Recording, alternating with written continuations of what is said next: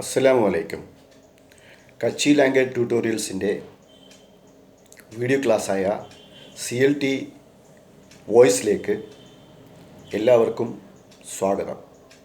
ഇന്നത്തെ ഈ എപ്പിസോഡ് നമുക്ക് സമയം കളയാതെ വളരെ പെട്ടെന്ന് തുടങ്ങാം. കഴിഞ്ഞ എപ്പിസോഡിൽ നമ്മളൊരു ഫാമിലിയുടെ കാര്യമാണ് നോക്കിയത്. ഒരു പാപ്പ, ഉമ്മ, 2 കുട്ടികൾ, അവരുടെ രാവിലത്തെ വീട്ടിലെ സംഭാഷണങ്ങൾ. ഇനിയുള്ളത് ഇന്ന് അവരുടെ വീട്ടിൽ വൈകുന്നേരം വിരുന്നുകാർ വരുന്നു, ഗസ്റ്റ് വരുന്നു, മെഹമാൻ വരുന്നു. അവരുടെ പടോസികളാണ് വരുന്നത്. പടോസികൾ എന്ന് വെച്ച് കഴിഞ്ഞാൽ അയൽവാസികൾ. അവർ വരുന്നത് അയൽവാസികളുടെ മകളുടെ വിവാഹത്തെക്കുറിച്ച് പറയാനും ക്ഷണിക്കാനും വേണ്ടിയാണ്. അപ്പോൾ വൈകുന്നേരം അവർ വീട്ടിലേക്ക് വരുന്നു. അത് കഞ്ചിയിലാണ് അവർ സംഭാഷണം നടത്തുന്നത്. അപ്പോൾ എങ്ങനെയാണ് ആ കാര്യങ്ങൾ നമ്മൾ പറയുന്നതെന്ന് നമുക്ക് നോക്കാം. അപ്പോൾ ആദ്യമായി അവർ വരികയാണ്. വരുമ്പോഴത്തേന് അസ്സലാമു അലൈക്കും, വലൈക്കും അസ്സലാം എന്ന് പറഞ്ഞ് വീട്ടിനകത്ത് കയറുന്നു. കയറിക്കഴിഞ്ഞാൽ അവരടുത്ത് അച്ചോജ അച്ചോജ, വിയോജ വിയോജ, മറ്റേ അല്ലെങ്കിൽ ഹല്യ ഹല്യ ഹല്യ എന്ന് പറഞ്ഞ് ഈ വീട്ടിലെ കാരണവർ ആയ അദ്ദേഹം അവരെ വിളിച്ച് ക്ഷണിച്ച് ഇവിടെ ഇരുത്തുന്നു. അവിടെ ഇരുന്ന് കഴിഞ്ഞപ്പോഴത്തേക്കും അത് നമ്മളെന്തെങ്കിലും സംഭാഷണം തുടങ്ങണമല്ലോ. അപ്പോൾ നമ്മൾ ചോദിക്കും, എന്തൊക്കെയുണ്ട് വിശേഷങ്ങൾ എന്ന് ചോദിക്കാം. എന്തൊക്കെയുണ്ട് വിശേഷങ്ങൾ? അപ്പം നമ്മൾ സാധാരണഗതിയിൽ നമ്മൾ പറയുന്നത് കൊറോമിടയായ വിശേഷ് കൊറോമിടയായി. പക്ഷെ അതിൽ ചെറിയൊരു അപാകതയുണ്ട്. വിശേഷ് എന്ന് പറഞ്ഞാൽ ഒരു മലയാള ശബ്ദമാണ്. അത് നമ്മൾ കച്ചിയിലോട്ട് എടുത്തിട്ടാണ് ഇപ്പോൾ പലരും കൊറോമിടയായി വിശേഷ് എന്ന് പറയുന്നത്. പക്ഷെ നമുക്ക് അതിലേക്കാളും നല്ലത് കച്ചിയിലെ തന്നെ ഒരു വാക്ക് നമ്മുടെ കയ്യിലുണ്ട്. അത് നമുക്ക് പറയാം, വിഗത്. കൊറോമിടയായ വിഗത് എന്നുള്ള വാക്ക് ഉപയോഗിക്കാം. നമുക്ക് ചോദിക്കാം, കൊറോമിടയായ വിഗത് കൊറോമിടയായി എന്തൊക്കെയുണ്ട് വിശേഷങ്ങൾ? അപ്പം അവർ പറയും, ഞങ്ങൾ വന്നത് ആയാസെ ഞങ്ങളുടെ മകളുടെ വിവാഹത്തിന് നിങ്ങളെ ക്ഷണിക്കാൻ വേണ്ടി. ആയാസെ പാഞ്ചി ദീജോ വിയാത്തെ ആയിക്കെ സഡ്കറിലേക്ക്. ഞങ്ങൾ വന്നത് ഞങ്ങളുടെ മകളുടെ വിവാഹത്തിന് നിങ്ങളെ ക്ഷണിക്കാനാണ്. ആയാസെ ആയിക്കെ പാഞ്ചി ദീജോ വിയാത്തെ സഡ്കറിലേക്ക്.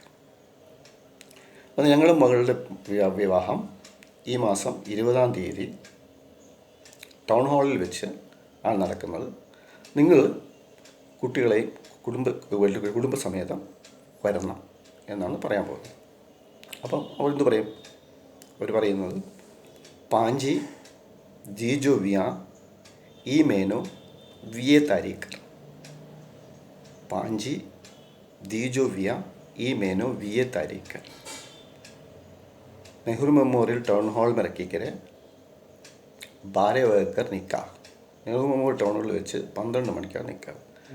ആയ്മയുടെ അച്ചീനും നിങ്ങളെല്ലാവരും വരണം. അപ്പം അത് പറഞ്ഞു കഴിഞ്ഞ് കല്യാണം ഈ മാസം 20-ാം തീയതിയാണ്. നെഹ്റു മെമ്മോറിയൽ ടൗൺ ഹാളിൽ വെച്ചാണ് 12 മണിക്കാണ് നിക്കാഹ്. നിങ്ങളെല്ലാവരും വരണം. അപ്പോൾ പാഞ്ചി ദീജി വിയ. അപ്പോൾ നമ്മൾ ശ്രദ്ധിക്കേണ്ടത് പാഞ്ചി എന്നാണ്, പാഞ്ചി ദി എന്നാണ് പറഞ്ഞത്. ഞങ്ങളുടെ മകനാണെങ്കിലോ പാഞ്ചോ പൊത്തർ എന്ന് പറയും. അപ്പോൾ പാഞ്ചി ഉള്ളത് പാഞ്ചോ. അവിടെ നമ്മൾ കുറച്ച് ശ്രദ്ധിക്കണം. കാരണം അവിടെ മകൾ സ്ത്രീലിംഗമാണോ പുല്ലിംഗമാണോ എന്ന് നോക്കിയിട്ട് വേണം നമ്മൾ പാഞ്ചോ അല്ലെങ്കിൽ പാഞ്ചി ഉപയോഗിക്കേണ്ടത്. Panchi the Pancho പൊത്തർ. അപ്പോൾ അവർ പറയും, അപ്പോൾ ഞങ്ങളുടെ മകളെ വിവാഹത്തിന് ക്ഷണിക്കാനാണ് വന്നത്. ദിവസങ്ങളെല്ലാം പറഞ്ഞ് സമയമെല്ലാം പറഞ്ഞു കഴിഞ്ഞു. ആയ്മയുടെ അച്ചീനും.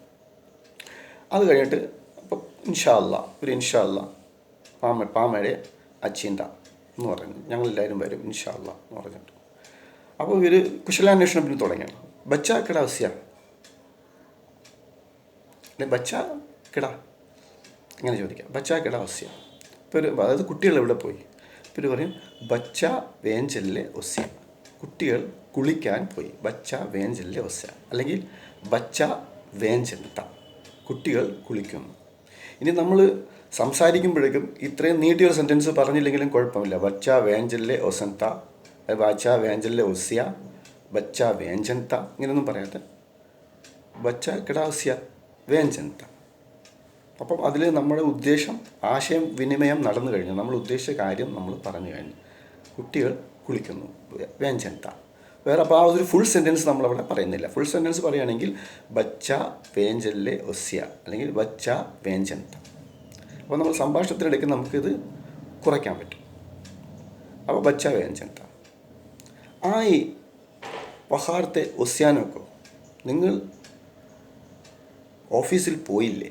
മറ്റേയാൾ ചോദിക്കുകയാണ് നിങ്ങൾ ഓഫീസിൽ പോയില്ലേ? ആയി വഹാർത്തെ ഒസ്യാനൊക്കെ.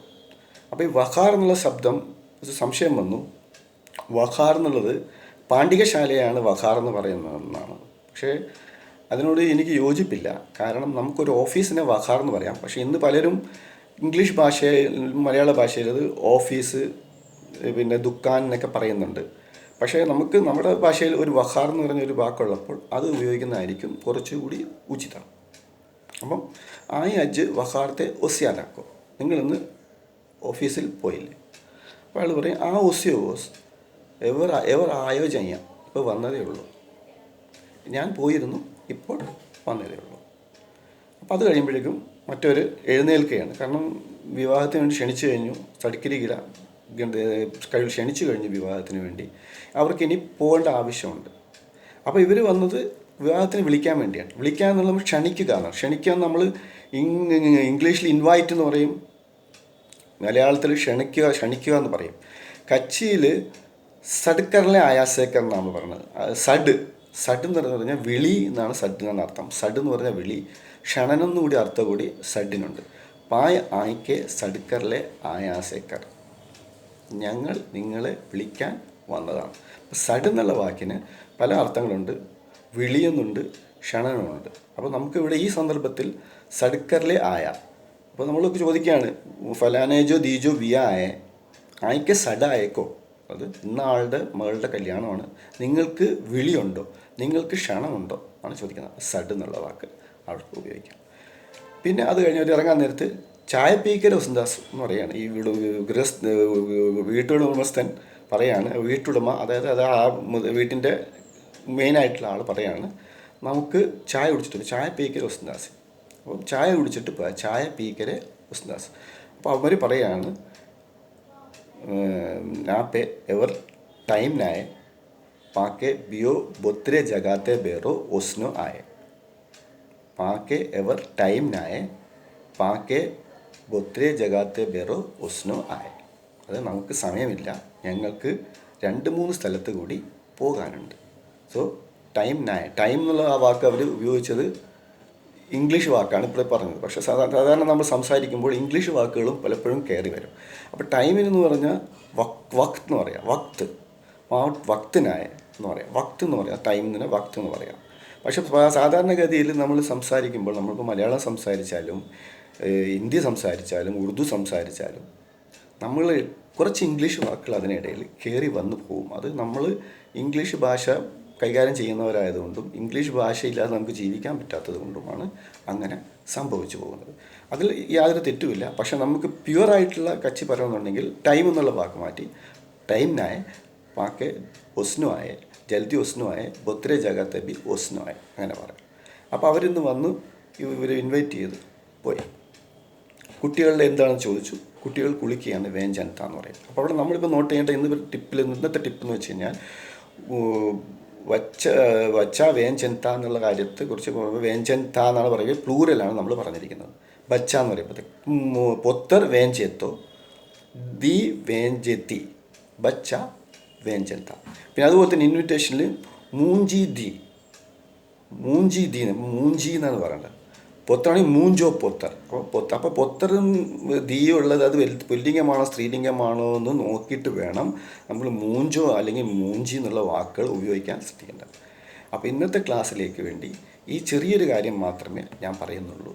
ഇന്നത്തെ ക്ലാസ് നമുക്ക് ഈ കാര്യങ്ങൾ മാത്രം ശ്രദ്ധീകരിക്കാം. അതായത് ബന്ധങ്ങളെക്കുറിച്ച് പറയുമ്പോഴത്തേക്കും, അതായത് പുരുഷനോ സ്ത്രീയോ എന്നുള്ള കാര്യം പറയുമ്പോഴേക്കും, അത് എൻ്റെ മകൻ എൻ്റെ മകൾ എന്ന് പറയുമ്പോഴത്തേക്കും മൂഞ്ചി എന്നുള്ളത് ആ വാക്കുകൾ ഏത് ഉപയോഗിക്കണം എന്നുള്ളത് നമ്മൾ ശ്രദ്ധിക്കുക. പിന്നെ അതുപോലെ തന്നെ സഡ് വിളിക്കുക എന്നുള്ള സഡ് കർമ്മം എന്നുള്ളത്, ഇൻവൈറ്റ് ചെയ്യുന്നുള്ള സഡ് കർമ്മം എന്നുള്ളത്.